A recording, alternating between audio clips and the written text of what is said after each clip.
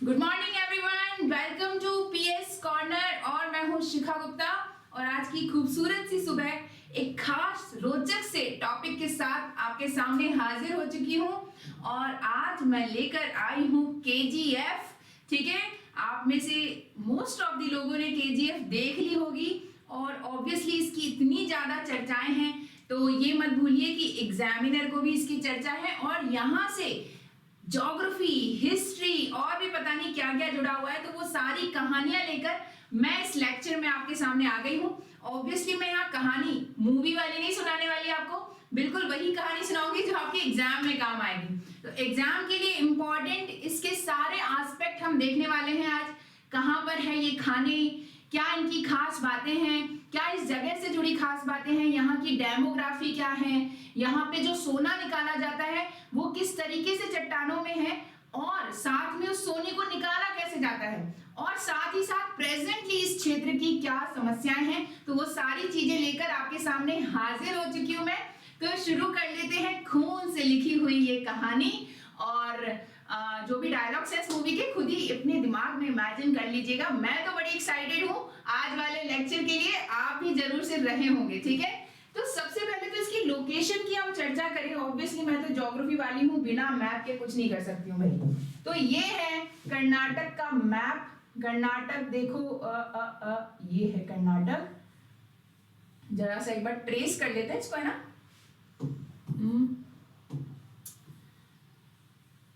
ये पूरा कर्नाटक का नक्शा है, कर्नाटक राज्य।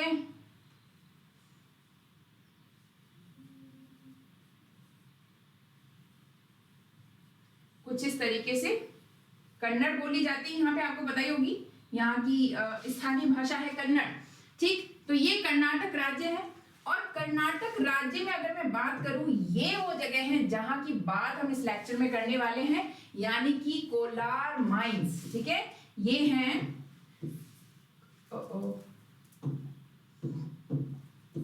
कोलार। कोलार जगह का नाम है, डिस्ट्रिक्ट है कर्नाटक की। और यहाँ पर है सोने की खाने, गोल्ड माइंस, जिसकी वजह से इसको कहा जाता है KGF, कोलार गोल्ड फील्ड। ठीक है, कोलार स्वर्ण क्षेत्र। ठीक है, समझ गए। कोलार गोल्ड फील्ड का मतलब क्या है। कोलार एक डिस्ट्रिक्ट है कहां पर, कर्नाटक में, और जहां पर ये सोने की खाने हैं। अगर इस क्षेत्र की बात करूं हिस्टोरिकली, तो यहाँ पर सबसे पहले आए थे पश्चिमी गंग, वेस्टर्न गंग्स। हालांकि सोने वोने की बातें इतनी ज्यादा नहीं थी उस समय। सोने का अगर हम बात करें तो यहाँ पे लगभग 121 साल ही सोना निकाला गया है। कितने? लगभग 121 वर्ष तक सोना निकाला गया है। और इस खान को अचानक से बंद कर दिया गया 28 फरवरी 2001 को, यानी 21वीं सदी में जाकर ये खान बंद हो जाती है। बेसिकली यहाँ पे देखा जाए तो सोने का जो उत्खनन हुआ है वो ब्रिटिशर्स ने किया है। और स्वतंत्रता के बाद भारत की एक पब्लिक अंडरटेकिंग जिसका नाम है भारत गोल्ड माइंस लिमिटेड, इसने जो है BGML यहाँ पे सोना निकाला है। ये PSU है, पब्लिक सेक्टर अंडरटेकिंग है। और यहाँ पे सोने का उत्खनन का कार्य जो है BGML के द्वारा किया गया था स्वतंत्रता के बाद। 2001 में ऐसा क्या हुआ कि अचानक से इस खान को बंद कर दिया गया। तो इस समय जो है अचानक से सोने के भाव बहुत ज्यादा गिर गए और इस खदान को चलाने की कॉस्ट इतनी ज्यादा आई कि उतना रेवेन्यू जनरेट नहीं हुआ। यानी यहाँ पे अगर आप देखोगे तो ये विश्व की दूसरी सबसे गहरी सोने की खान है। कितनी गहरी है? विश्व की सबसे गहरी, लगभग 3000 फीट गहरी। ये क्या है? सोने की खदान है। विश्व की सर्वाधिक दूसरी गहरी, पहली कहां पर है? पहली है जोहान्सबर्ग में। जोहान्सबर्ग,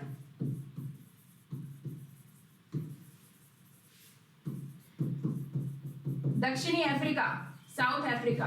ठीक है, यहां पर है विश्व की सबसे गहरी खान और जो लगभग 3300 मीटर, लगभग कुछ इतनी गहरी है। वैसे भी इसको तो gold capital of the world कहा जाता है। स्वर्ण जो है राजधानी है, ये गोल्ड कैपिटल है, स्वर्ण राजधानी है विश्व की। सबसे ज्यादा सोना निकलता है यहाँ पर। और दूसरी सबसे गहरी खान है हमारी KGF, जो कि लगभग 3000 मीटर जो है गहरी, 3000 फीट गहरी है। ठीक है, तो आप देख सकते हो कितनी गहरी ये खान है। तो ये इसकी खास बात है कि विश्व की दूसरी सबसे गहरी है। तो इतनी गहरी खान से सोना निकालना कोई सस्ता काम नहीं होता, बहुत ही ज्यादा इसकी कीमत आती है, ऑपरेशनल कॉस्ट बहुत ज्यादा आती है।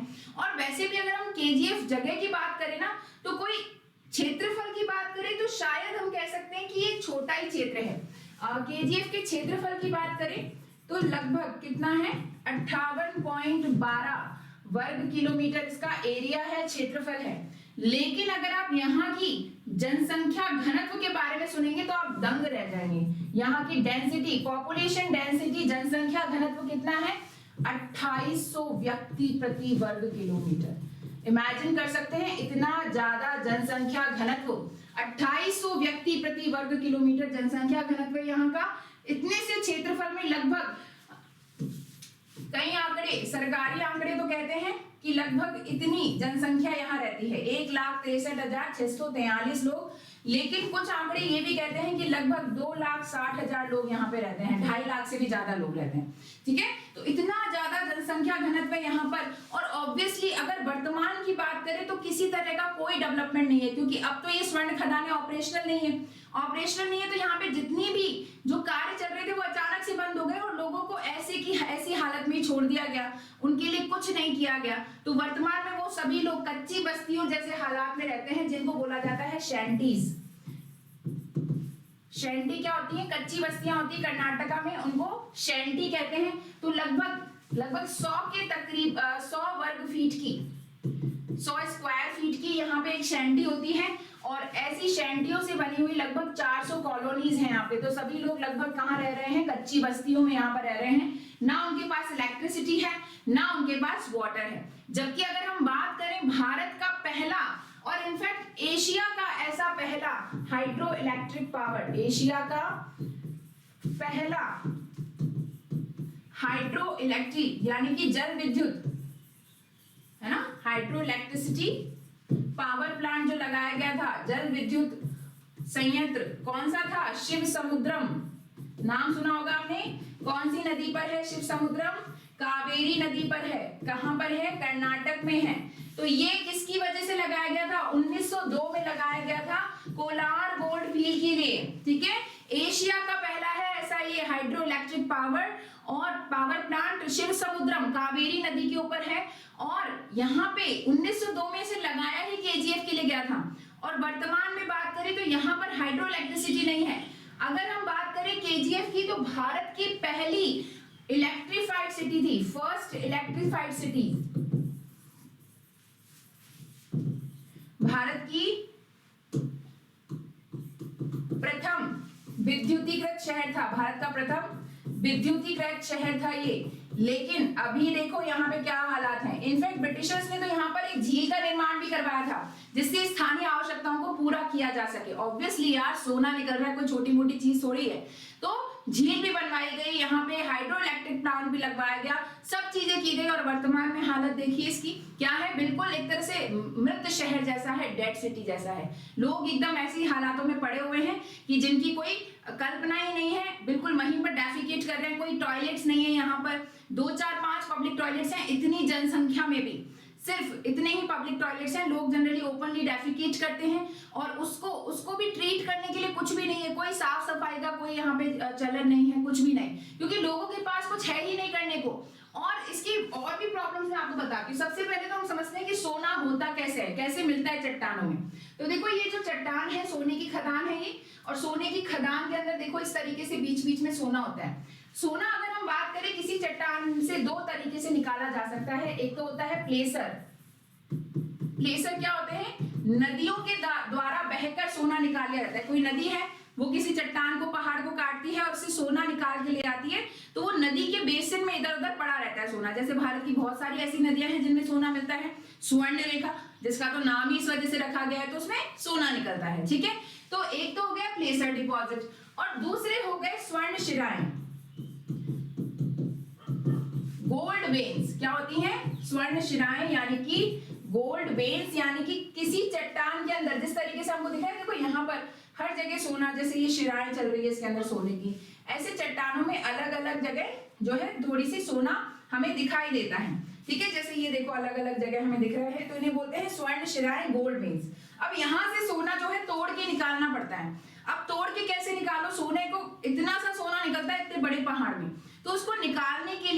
केमिकल्स यूज किए जाते हैं, जैसे कौन कौन से केमिकल्स हो गए, सोडियम साइनाइड, सोडियम साइनाइड, और इसको मिलाया जाता है चूने के साथ प्लस लाइम। इनको मिलाकर एक केमिकल बनता है जिसका इस्तेमाल किया जाता है सोना निकालने के लिए, जिससे आसानी से सोना निकल आता है। ठीक है, अब ये सोडियम साइनाइड जो इस्तेमाल किया जाता है, आपने सोना निकाल दिया, तो जो केमिकल के अवशेष बचते हैं ये ऐसे ही इधर उधर पटक दिए गए वहां पे। भाई डेवलपमेंट विकास का तो कोई इरादा था नहीं, ना तो ब्रिटिशर्स का, ना ही बाद में जो सोने की खदानों में से सोना निकालने गई उन कंपनियों का। उनका तो इरादा सिर्फ सोना निकालना था, तो वेस्ट को ट्रीट करना उनका कोई भी लक्ष्य नहीं था। तो जो भी बचा हुआ अवशेष था, वेस्ट था, कचरा था, उसको इधर उधर पटक दिया गया, इधर उधर पटक दिया गया। तो वर्तमान में क्या है, ये छोटी छोटी हम बोल सकते हैं इस तरीके से, मैं इमेज लेकर आई थी आपके लिए, चलो कोई बात नहीं, ठीक है। तो उनको क्या है, छोटे छोटे ऐसे पटक दिया गया। तो जैसे अपन कचरा फेंक देते ना इधर उधर, तो छोटी छोटी पहाड़ियां जैसी बन गई है ना, ढेर बन गया, कचरों का ढेर, माउंट बन गए। और इनको अभी वर्तमान में क्या कहा जाता है, यहाँ पे कहा जाता है साइनाइड हिल्स। क्या कहा जाता है, साइनाइड हिल्स, साइनाइड पहाड़ियां कहते हैं इनको, क्योंकि ये साइनाइड से बनी हुई है ना। साइनाइड क्या होता है, सुना होगा आपने, जहर होता है।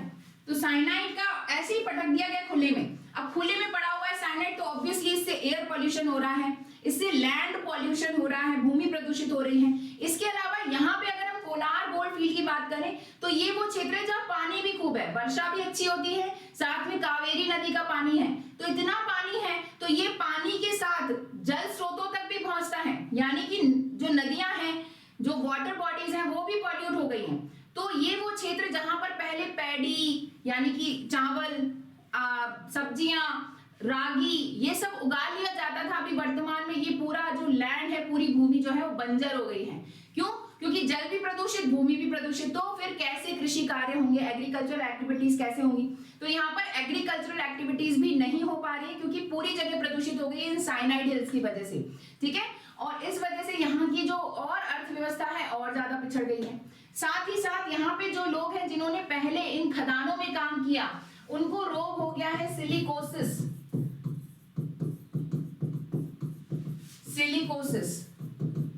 सिलिकोसिस रोग क्या होता है?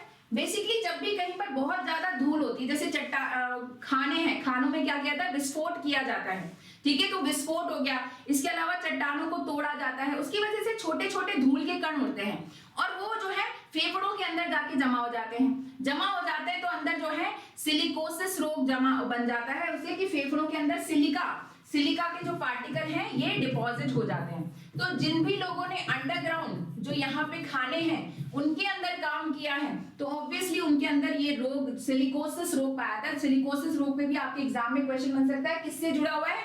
फेफड़ों से जुड़ा हुआ है ये रोग। इसके अलावा हम बात करें, यहाँ पे लोगों के लंग कैंसर यानी कि फेफड़ों का कैंसर आम है, जिसका अगर इन लोगों को इलाज कराना होता है तो कहाँ जाना होता है? सीधे बैंगलोर, क्योंकि यहाँ आसपास तो हॉस्पिटल भी नहीं है और यहाँ से 100 किलोमीटर दूर है बैंगलोर, जहाँ पे लोगों को इलाज के लिए जाना पड़ता है, उसका खर्चा अलग। तो आप समझ सकते हो कि यहाँ की वर्तमान में हालत कितनी बुरी है कि लोग जो है, एक तो कुछ भी है नहीं डेवलपमेंट के नाम पर, प्रदूषण अलग से हो रहा है, बीमारियां अलग से हो रही हैं, और उसके अलावा इस क्षेत्र को ऐसे की ऐसे छोड़ दिया गया है। तो यहाँ से बहुत सारे क्वेश्चन एग्जाम स्पेसिफिक बनते हैं। पहला तो कोलार कहाँ पे है? कर्नाटक में है।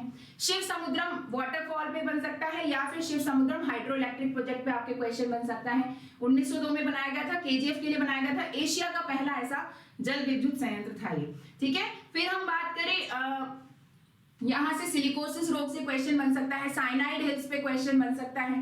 ठीक है, पश्चिमी गंग से हम बात करें तो हिस्ट्री में आप पढ़ते होंगे, पश्चिमी गंग बहुत ज्यादा इंपॉर्टेंट डायनेस्टी नहीं थी। पश्चिमी गंग के बाद चोलाज आ गए थे, चोलों ने भी इस क्षेत्र पर काफी समय तक राज्य किया।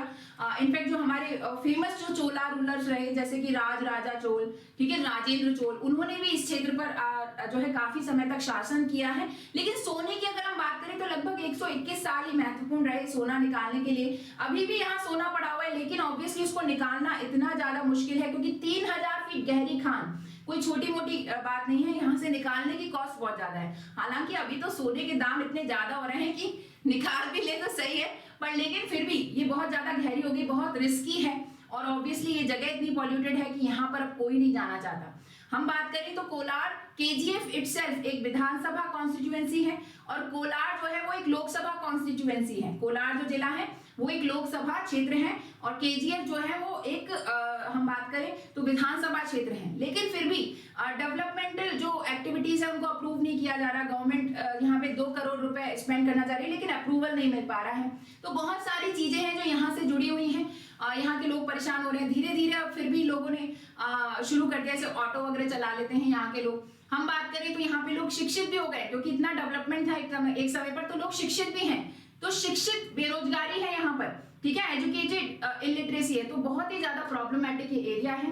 तो केजीएफ से बहुत सारे क्वेश्चन एग्जाम में बन सकते हैं आपके इस बार, डायरेक्टली इनडायरेक्टली, क्योंकि बहुत ज्यादा चर्चा इस पिक्चर की रही है, इस मूवी की रही है। तो उम्मीद करती हूँ आपको ये लेक्चर लगा होगा इंटरेस्टिंग। अगर आपको ये अच्छे लगते हैं ना वीडियोस, तो जरूर से इनको लाइक और शेयर करिए। और हाँ, चैनल अभी तक सब्सक्राइब नहीं किया हुआ है तो सब्सक्राइब भी कर लीजिए, बेल आइकन जरूर से दबाइए, जिससे नोटिफिकेशन आपको टाइम पे मिले। तो इसके लिए इतना ही, अगली बार किसी और इंटरेस्टिंग वीडियो के साथ मिलेंगे। Thank you very much, bye bye.